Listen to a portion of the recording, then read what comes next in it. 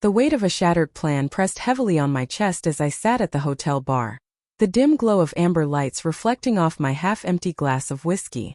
For as long as I could remember, I'd clung to the belief that a well-crafted strategy was the antidote to life's unpredictability.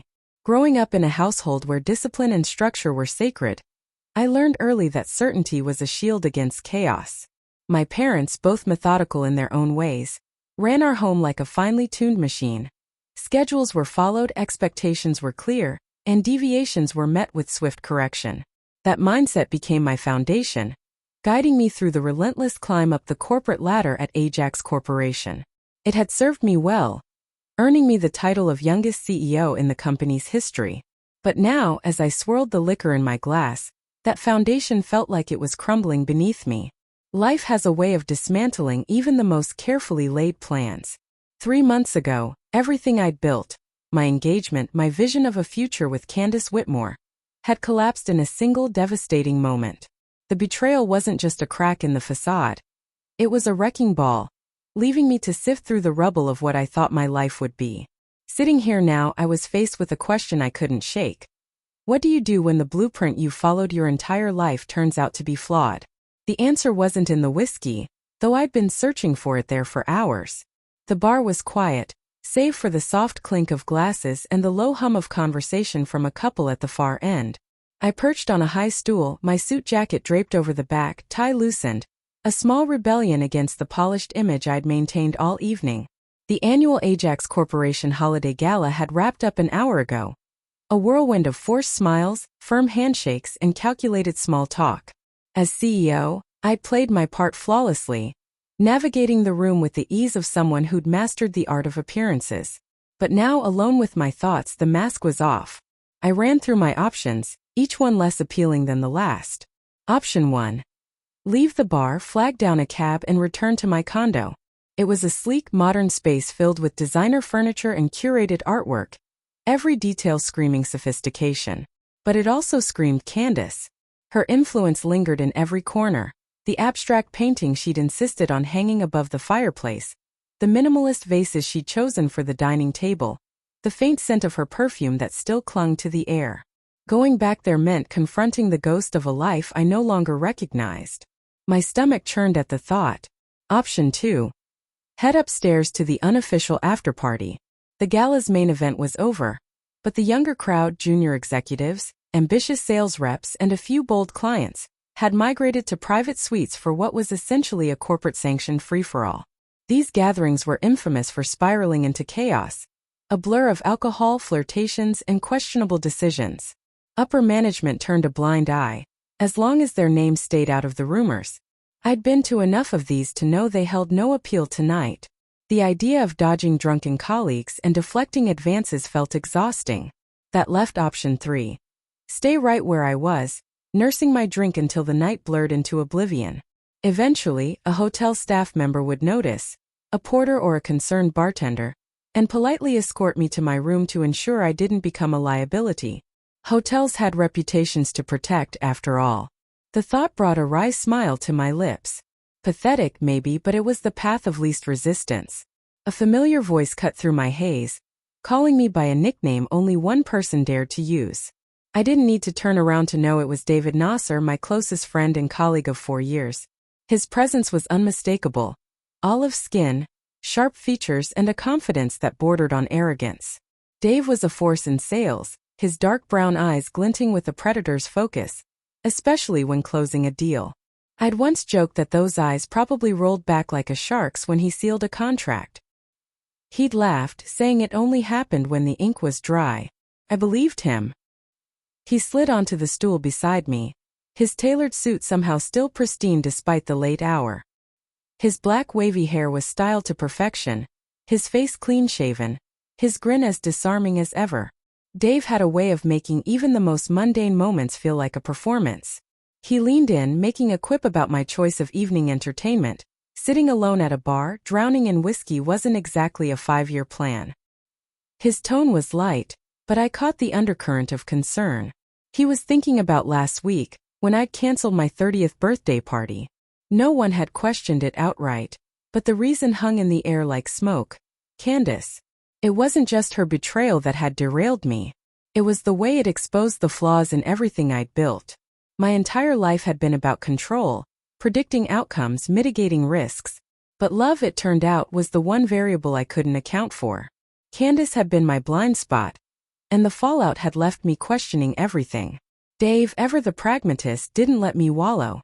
He leaned closer, his voice dropping to a conspiratorial whisper as he reminded me that the bridge with Candace was burned. She might take me back in a heartbeat, her persistence hadn't wavered, but the real question was whether I'd ever want that. Rebuilding something that had collapsed so spectacularly wasn't just difficult, it was a fool's errand. I didn't argue. We both knew the answer. Betrayal doesn't just break trust. It rewrites the past. Every memory with Candace was now tainted. Every moment I once cherished viewed through the lens of her deception. I'd spent years convincing myself the cracks in our relationship were minor, fixable. Love had a way of softening sharp edges, making flaws seem like quirks. But once the illusion shattered, the truth was undeniable. The signs had always been there. Her late nights at the law firm, her guarded phone conversations, the way she'd deflect when I asked about her day. I'd ignored them, choosing comfort over clarity. Now I couldn't unsee the reality. Candace hadn't just fallen from the pedestal I'd placed her on. She'd taken it and swung it at my head, leaving me with nothing but fragments of a life I thought I knew. Dave's sharp laugh pulled me back to the present. He'd been talking as usual and I'd missed half of it.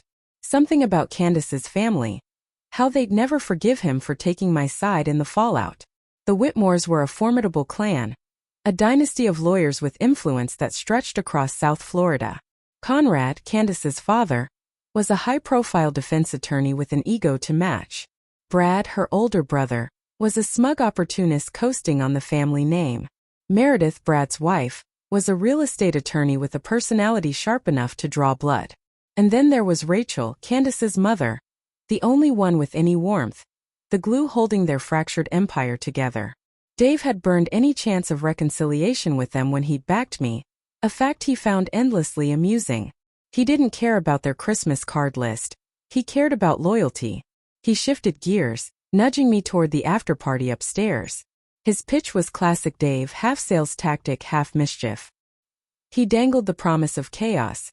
Melanie from accounting, notorious for her over-the-top antics, would inevitably make a spectacle of herself. It was practically a holiday tradition. Then with a grin, he threw in a wild card. Sarah Jones, the enigmatic sales rep who could probably convince a nun to buy a yacht. He suggested, with zero subtlety, that she might be persuaded to give me a lap dance as a belated birthday gift. The idea was so absurd I snorted into my drink. Sarah was a force, tall, gothic, with a presence that could stop traffic, but the thought of her indulging Dave's fantasies was pure fiction. I turned the tables, calling him out on his own obsession with Sarah. He'd been circling her for years, flirting shamelessly but never making a move. Why not ask her out? His answer caught me off guard. It wasn't rejection he feared. It was the possibility she'd say yes. Sarah, he explained, had an energy that could swallow a man whole. A date with her wouldn't be dinner and a movie. It'd be a plunge into the unknown, possibly dangerous.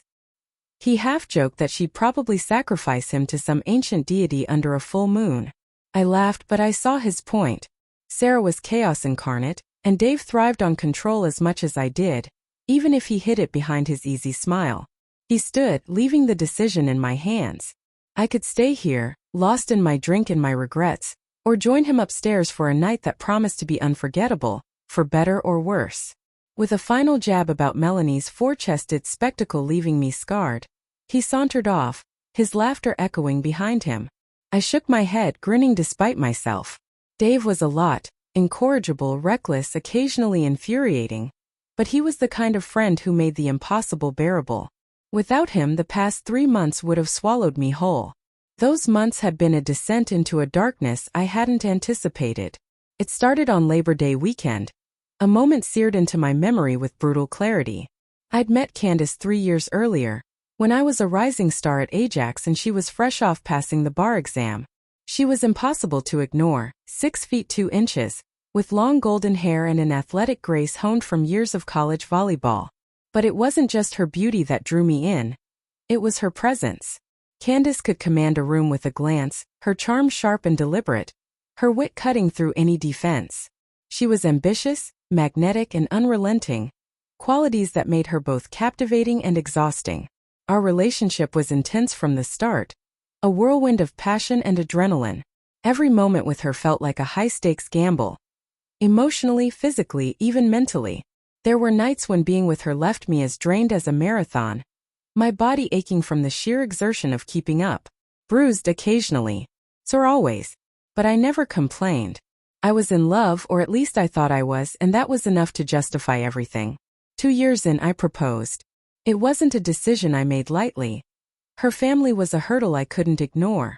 The Whitmores weren't just wealthy. They were a legal dynasty, their influence woven into the fabric of South Florida's elite. Conrad's arrogance was palpable, a mix of professional superiority and paternal protectiveness. Brad was worse, his entitlement oozing from every word. Meredith was a force of nature, her 5-foot frame packing enough intensity to intimidate anyone. Rachel was the outlier, her warmth a stark contrast to the rest. Marrying Candace meant marrying them all, and I wasn't naive about what that entailed. Still, I loved her enough to face it. We got engaged in May, moved into our condo by July, and I landed a promotion shortly after. For a moment, everything aligned perfectly. Then September arrived and the cracks began to show. My new role demanded more of me. Longer hours, endless crises. I didn't mean for work to consume me, but it did. Candace's frustration grew, her late nights at the law firm mirroring mine. We argued more, our plans unraveling with every missed dinner, every canceled weekend. Labor Day was the breaking point. Her family had planned a big gathering in Coconut Grove, a showcase of their unity and influence. Conrad had been hyping it for weeks, and Candace expected me to be there.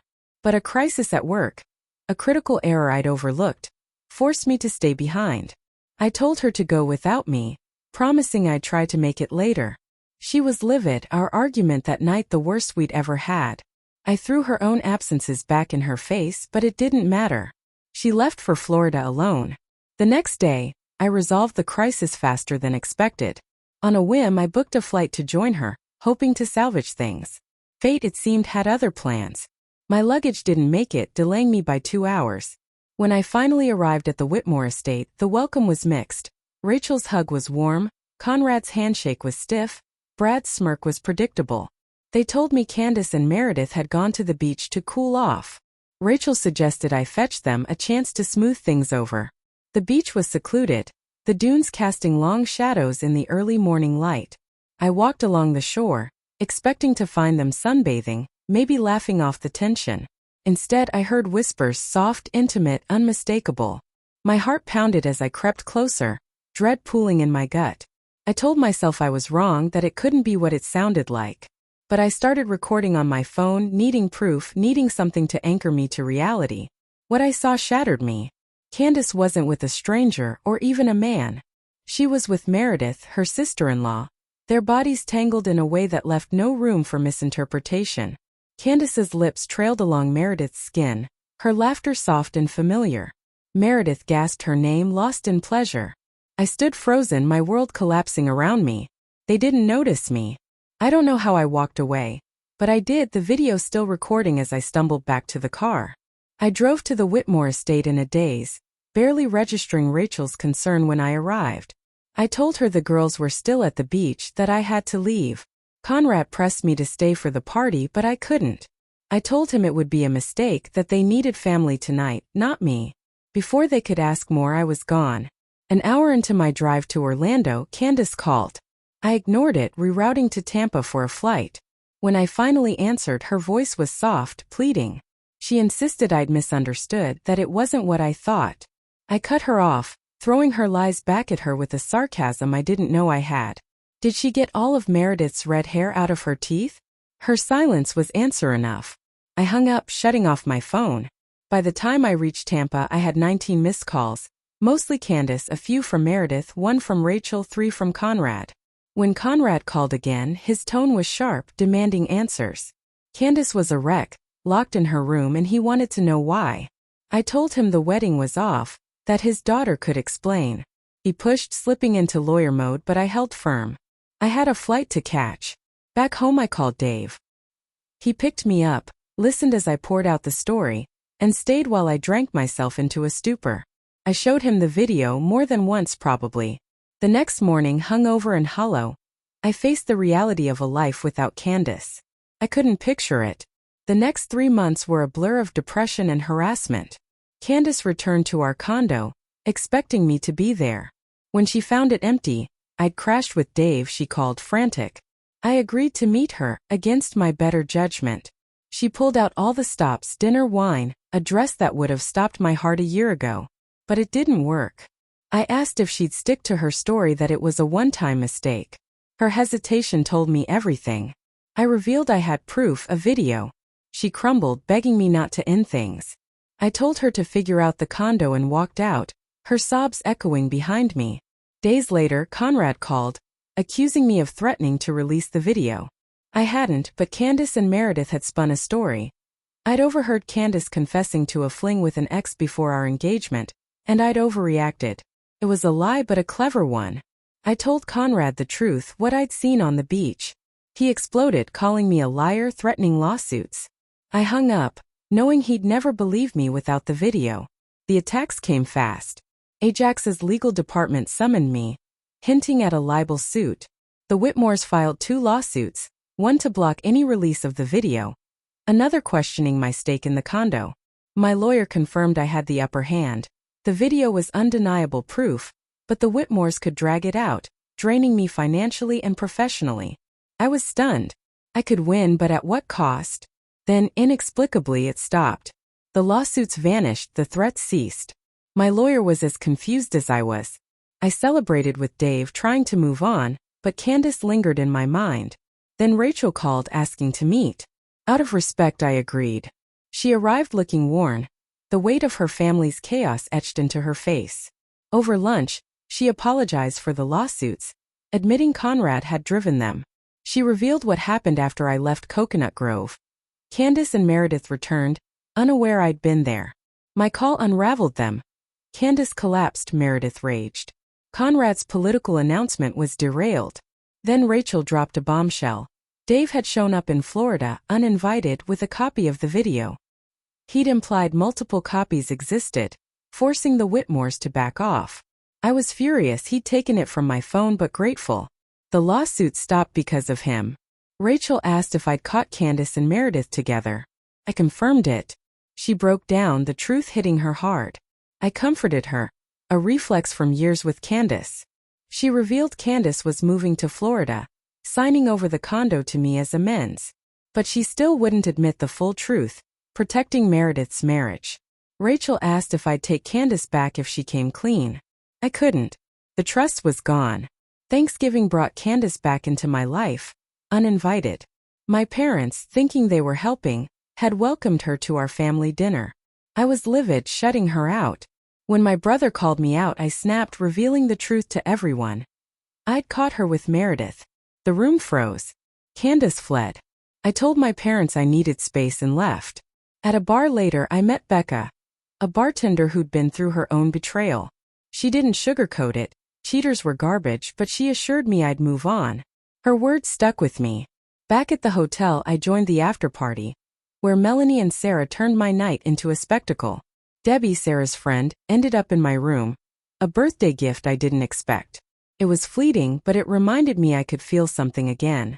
Now, as I sat at the bar, Rachel's visit fresh in my mind, I realized I was done looking back.